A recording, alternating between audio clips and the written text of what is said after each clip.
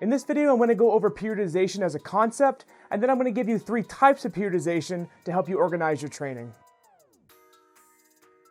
Hey, Ben from BarbellCoalition.com here.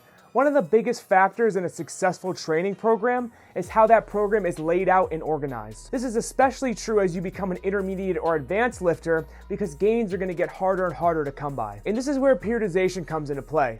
Periodization just means how a training program is organized and planned out to get to a determined end goal. So basically, we're going to be playing with the intensity and the volume of our training and how those factors are going to change over the course of a training program. And there are several types of periodization, but in this video, I'm going to go over 3 types. The first type of periodization is linear periodization. Linear periodization is the most basic form of periodization and can work really well for beginner and intermediate athletes. The basic premise of linear periodization is that over the course of my training program, my intensity will increase while simultaneously my volume will decrease. So basically at the beginning of your program, you're going to be working at higher rep ranges at lower percentages of your 1 rep max, and then later on in your training program towards the end, you'll be at higher percentages of your 1 rep max at lower rep ranges. So to put this into perspective, let's use an example of an 8-week training program that I'm trying to lay out through linear periodization. So maybe for the first 2 weeks of my training program, I'll be working at 70 to 80% of my 1 rep max for 3 to 4 sets in 8 to 12 reps. Weeks 3 and 4, I would lower the volume and increase my intensity to around 80 to 90% of my 1 rep max for 3 to 5 sets of 3 to 5 reps. For weeks 5 and 6, I would continue this trend to somewhere around 90 to 95% of my 1 rep max,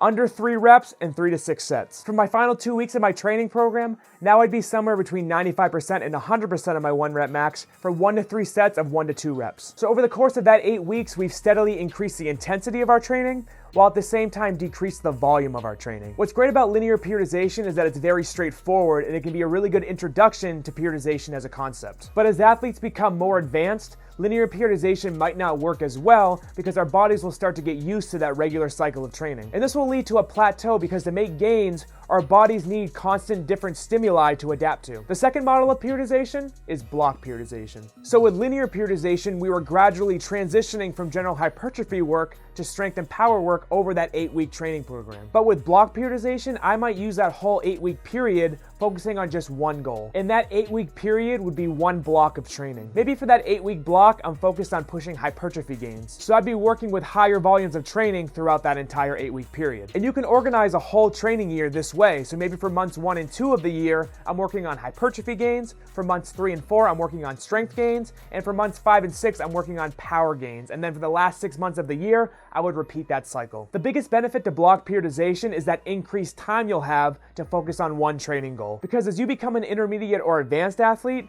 it's going to become a lot harder to reach desired training adaptations, so you'll need that extra time. The biggest con to block periodization is that it requires a little more organization. You'll need to make sure that every block of your training program is designed to build upon the previous block of training. This just takes some extra training time to make sure you're on the right path to your goal. The third model of periodization is undulating periodization. With undulating periodization, we're going to be switching our training focus much more frequently than block periodization. So we might switch off between high volume and low intensity training and low volume and high intensity training on a week-to-week basis. The benefit of this is that you're always changing the stimulus that your body needs to adapt to. The idea is that you don't want your body to become accustomed to one specific training stimulus. But this style of training is not very beginner friendly because it can get very complicated. I'd really only recommend this style of training to an advanced athlete. So these are just a few models of periodization that exist. You also have other methods like non-linear periodization, conjugate periodization, reverse linear periodization. So find the one that works best for you and stick with that model for an extended period of time so you can see the benefits. If you're a beginner or new to the idea of periodization, I highly recommend you start with linear periodization. If you enjoyed the video, please leave a like down below. Subscribe to the channel for high-level training content to help you reach your goals in the gym. Instagram, Facebook, TikTok, website,